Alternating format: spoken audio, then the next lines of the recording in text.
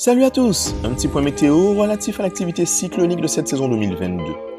Le seul et unique centre d'intérêt du jour est l'ex-dépression tropicale numéro 7, devenue la tempête tropicale Fiona hier soir. Située à environ 700 km de nos îles, ce phénomène possède des vents soufflant à 85 km/h.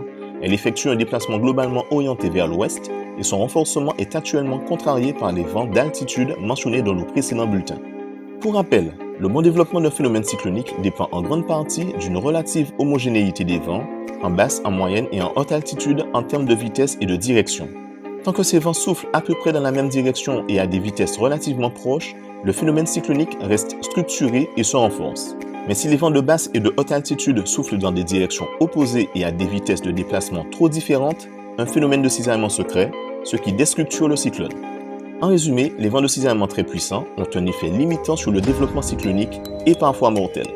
Ces derniers créent actuellement un décalage entre le centre de la tempête Fiona et son amas pluvio-orageux, de sorte que l'activité la plus intense de ce phénomène se retrouve excentrée à l'est de son centre dépressionnaire. De plus, le centre du phénomène étant exposé, il devient potentiellement vulnérable à l'air sec mentionné dans notre précédent bulletin. Cette configuration météorologique complique la tâche des spécialistes en termes de prévision d'intensité, de trajectoire et donc d'impact sur nos îles. Cependant, à l'heure où ce coup d'œil sur le temps est réalisé, les prévisionnistes maintiennent les perspectives d'une dégradation des conditions météo sur l'ensemble de la partie nord de l'arc antillais durant la journée de vendredi et jusqu'à samedi. Si ces prévisions venaient à se confirmer, de fortes précipitations orageuses accompagnées de bonnes rafales de vent pourraient impacter la Guadeloupe et les îles du Nord dès vendredi. La Martinique devrait rester en marge du phénomène, mais pourrait être concernée par une panne d'alizé.